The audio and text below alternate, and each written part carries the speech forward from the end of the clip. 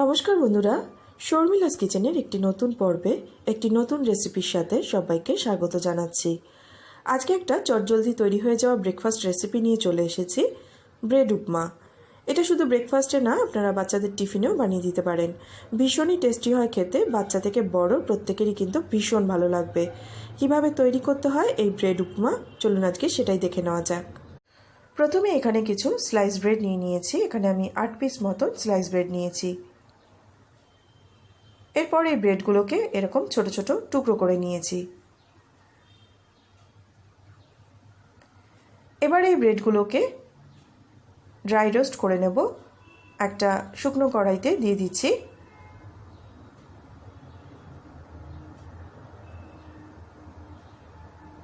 High ফ্লেমে মোটামুটি 1 থেকে 1.5 মিনিট মতো নাড়াচাড়া করলেই দেখবেন যে পাউরুটিগুলো এরকম হালকা ব্রাউন কালার ধরেছে।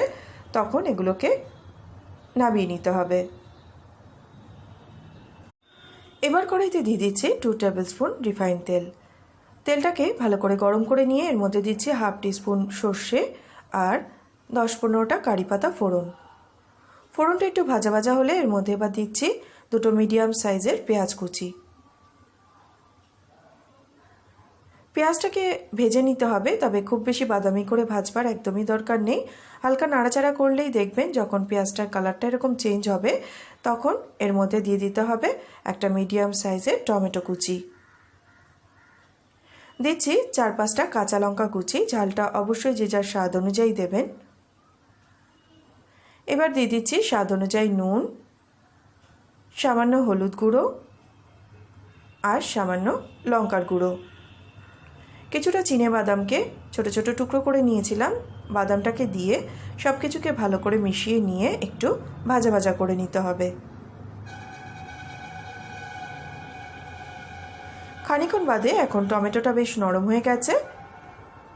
এবার এর মধ্যে দিচ্ছি রোস্ট করে রাখা পাউরুটির টুকরোগুলো।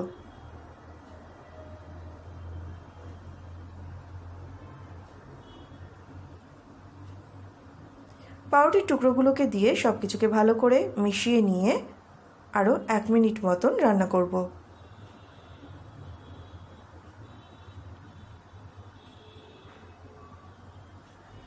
এবার নামানোর আগে দিয়ে দিচ্ছি 1 মুঠো ধনেপাতা কুচি আর একটু লেবুর রস।